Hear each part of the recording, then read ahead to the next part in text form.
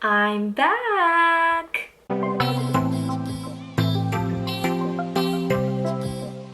Hello everybody, my name is Allison, and if you're new to my channel, I'm a YA author of Dark Radiance, which is back here, and I'm also an avid book reader and writer. There's a little bit of everything on this channel. Today I'm doing the Cozy Christmas book tag, which is by Call Me After Coffee. Her channel I'll link below, her original tag. I thought this tag was really fun and I wanted to do it. Also, can we admire my Bad Humpug shirt? Old Navy has the best Christmas jammies, and my mom and I got matching Christmas jammies. Also my book tree. Little housekeeping. I did take a break, and I have very good reasons for it. I graduated college. I'm educated now. The bachelor's in English with a concentration in literature. This degree took the will to live out of me probably the last 2 semesters, on top of releasing a book. I don't know what I was thinking about graduating and releasing a book at the same time. I was apparently not thinking. I lost my mind, but my plan was never to take a break.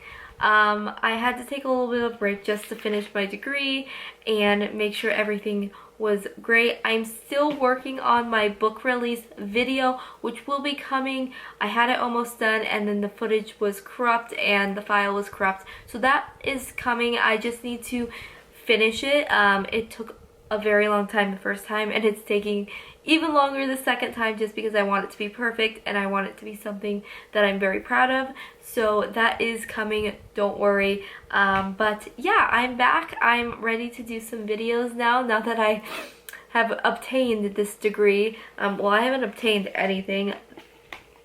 I have the degree, they just have to send it. 8 to 10 business days is what they told me, and I should have my degree in the mail. Also, this was my graduation cap. If you don't follow me on Instagram, this is what it looked like. It's all sparkly. It's the Arizona Coyote.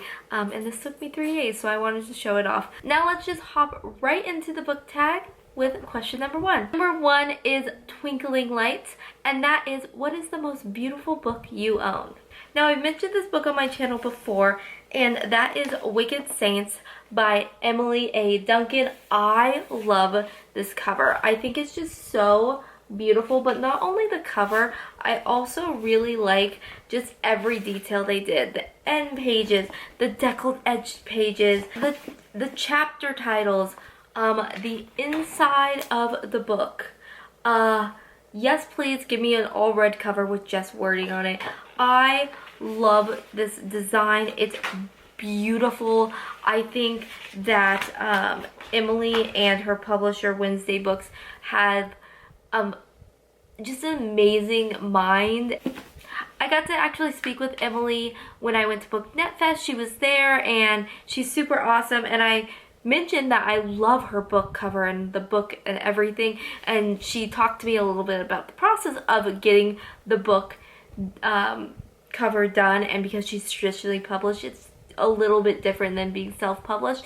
And so I was talking to her about it, and she was talking about how Wednesday was really great at taking what she wanted and kind of putting their own twist on it, and I just think it's so great. I can't wait till Ruthless Gods come out, because I just am... Oh, not to mention the spine. The second question is The Perfect Tree, which is, will you pay more to get the prettiest edition of a book?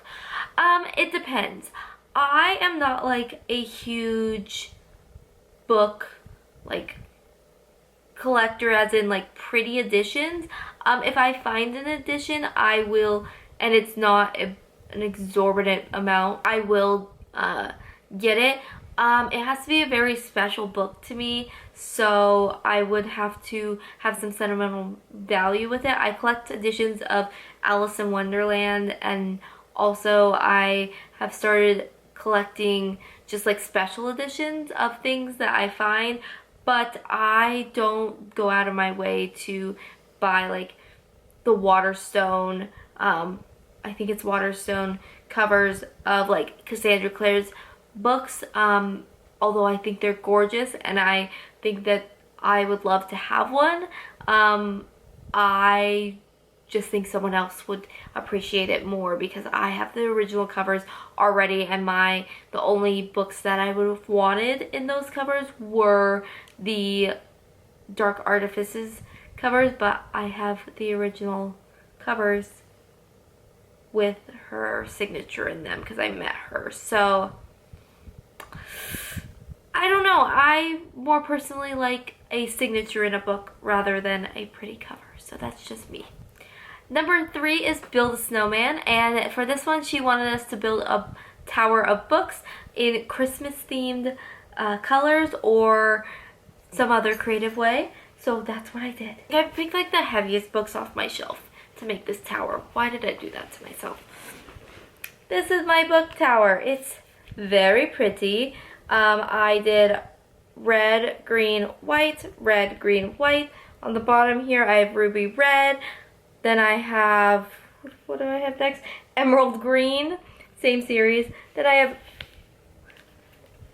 have the Devil's Heir, Red Queen, Voyager, and the Violet Theory.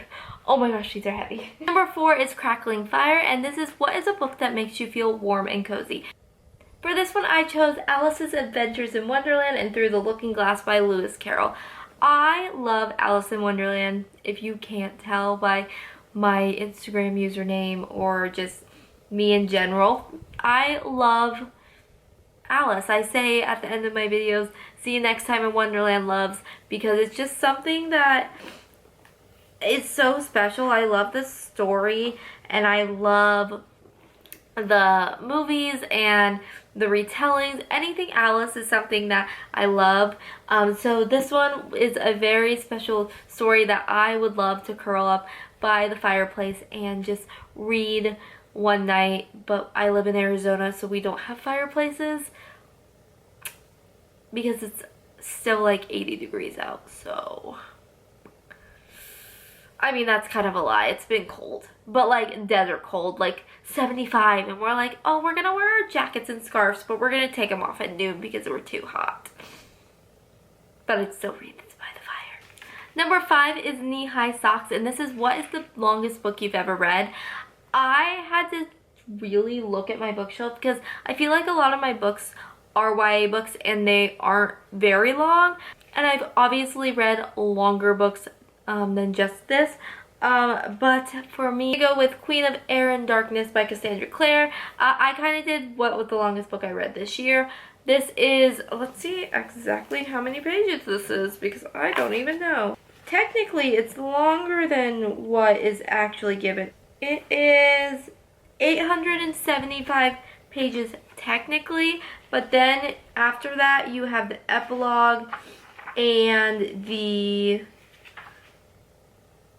bonus story in this, so it's probably around 900 pages, and that's a really long book, especially for a YA book.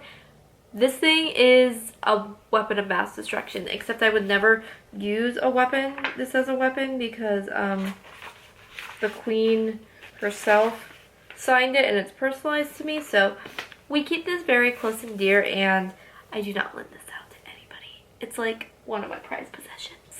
Number 6 is Ugly Sweaters. What is the ugliest book you own? Now, this took me a really long time because I am kind of a cover snob, especially now designing my own cover with a cover designer. I think mine is beautiful. If you can see it back here, not really, but she's beautiful. I was very picky about her, but I'm a cover snob, and I also know how much work it takes to make a cover now, so I don't like to offend anybody with cover choices because I know it's not always the author's choice, but for me, I am going to go with a book that I actually enjoy the TV show tie-in rather than this cover, and that is Big Little Lies. I don't know, I'm not a big fan of this cover. It's just not my favorite. I really like the one with the girls, I'll put it right here, with like Reese Witherspoon and Nicole Kidman and all of them on the front, and it says Big Little Lies. It was the poster for the first season. I'm just not a fan of this cover. It's kind of plain to me. I feel like they could have made this cover like so much more, and I know all of Leanne Moradi's covers are kind of this similar style. It's not my favorite style, and I think it's kind of plain, so I enjoy the movie tie-in or TV tie-in more than this cover, so I think it's the ugliest book I own. Number 7 is Blizzards, and that is a book set in wintertime or a book that has darker themes. I could have chosen so many books, but I was really trying not to mention the same books that I always mention in tags, so I chose one that was set in winter, which is a challenge in itself because I don't own Let It Snow by John Green and all of the co-authors. I don't own that, and I only own it on e-reader, so oops. But for this I did If I Stay by Gail Forman. This is set in wintertime. Obviously on the cover it has winter on it. This is the movie tie-in version. I like this version. I don't know. I'm pretty sure, if I'm not mistaking this, a car comes out or swerves in their lane, and they swerve and they hit a patch of ice, and that's how the accident happened, if I'm not mistaken, or the other car hits a patch of ice. So obviously this is set in the winter time. And number 8 is Home for the Holidays, which is a book that makes you feel like you are coming home.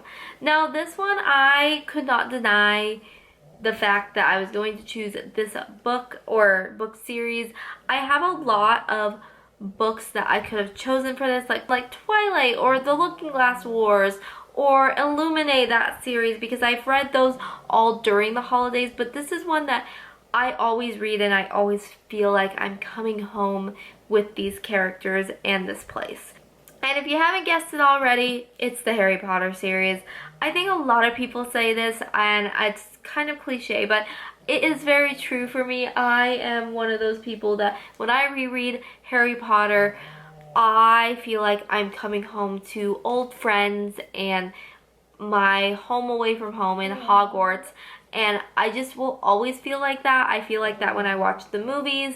I feel like that when I read the books, or when anybody mentions Harry Potter. It's just one of those things. I'll never be able to deny my love for this series, and I will continue to reread it every holiday season because it's just a tradition now and I can't help it. And I would miss my friends if I didn't come home and greet them every holiday season. Also, this was the UK edition of Harry Potter and the Deathly Hallows. This is a first edition copy. I don't know if they changed the covers. I found this at Half Price Bookstore for like $5 and I needed it because I think the UK editions are cool, and this one was cool, and I love Deathly Hallows, so. And that is the Cozy Christmas book tag. I had a lot of fun with this book tag, and if you had fun, please do this tag or answer the questions down below. I'd love to hear them. I love tags. If you can't tell, a lot of my videos are tags. They're just fun ways to talk about some of your favorite books.